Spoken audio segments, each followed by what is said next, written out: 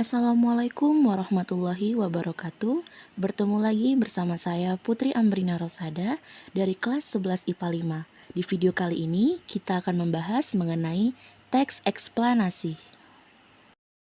Video ini dibuat atas bimbingan guru mata pelajaran Bahasa Indonesia di SMA Negeri 9 Palembang, Ibu Rini Yuliani SPD. Baiklah, langsung saja kita masuk ke materinya. Pada pembelajaran teks eksplanasi ini ada 6 materi yang akan kita bahas, yakni pengertian teks eksplanasi, tujuannya, ciri-cirinya, strukturnya, kaidah kebahasaannya, dan contoh dari teks eksplanasi baik berupa teks maupun animasi.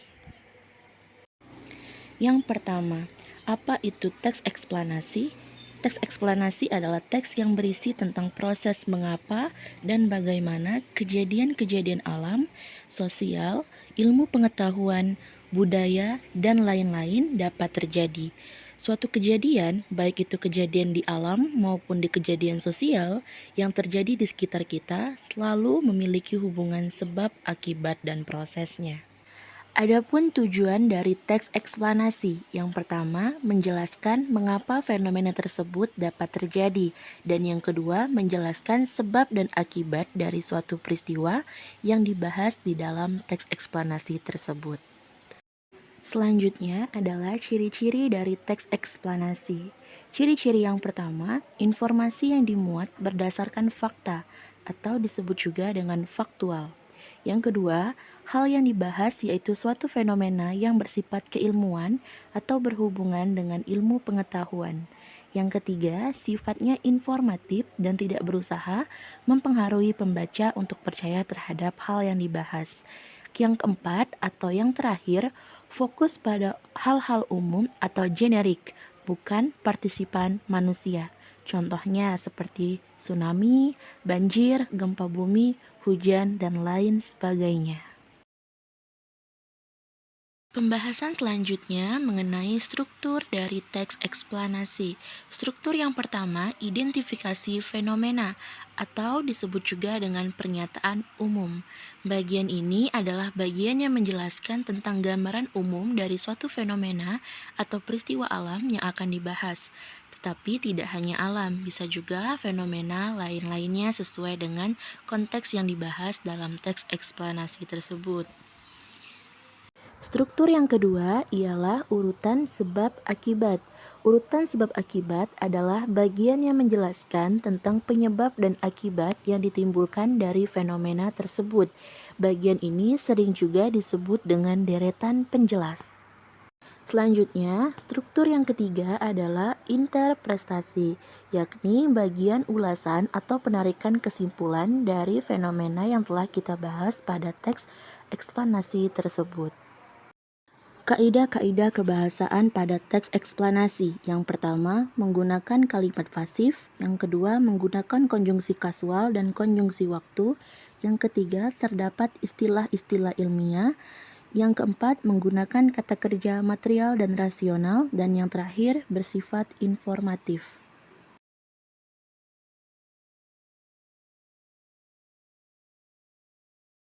Teks eksplanasi tentang bencana alam gunung meletus. Bagian pertama, bagian pernyataan umum. Kedua, urutan sebab akibat. Dan yang terakhir, interpretasi.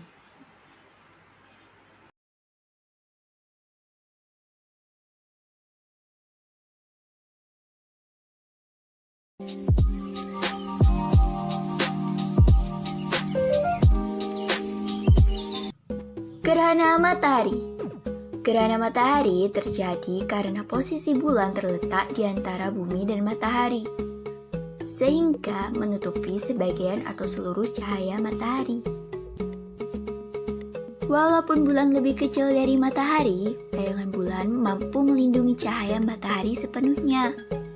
Karena bulan yang berjarak rata-rata 384.400 km dari bumi lebih dekat dibandingkan matahari yang mempunyai jarak rata-rata 149.680.000 km. Pada 9 Maret 2016, sebuah gerhana matahari total bisa dilihat oleh kita dari Pulau Sumatera, Kalimantan, Sulawesi, hingga Halmahera. Banyak orang dari seluruh dunia sangat antusias dengan hal ini. Namun nyatanya, cukup banyak dari kita yang belum tahu tentang hal ini. Tapi bagaimana fenomena ini sebenarnya terjadi dan mengapa sangat spesial? Pendeknya, ini sangat spesial karena gerhana total terakhir terjadi di Indonesia pada tahun 1983. Yang artinya itu sudah sangat lama sekali.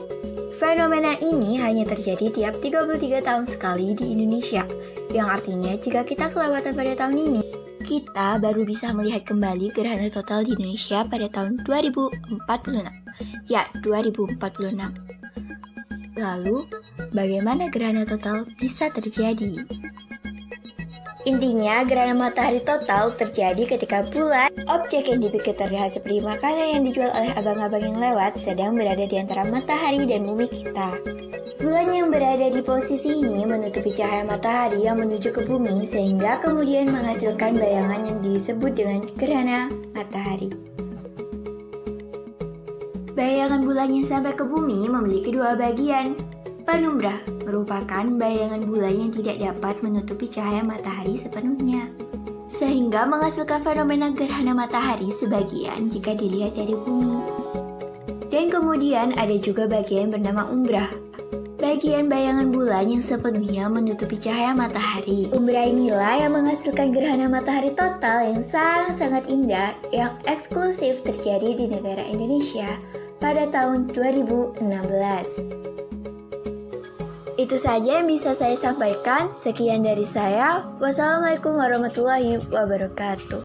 Sekian materi teks eksplanasi dari saya, Putri Amrina Rosada. Saya ucapkan terima kasih untuk perhatiannya. Semoga yang saya sampaikan bermanfaat untuk kita semua.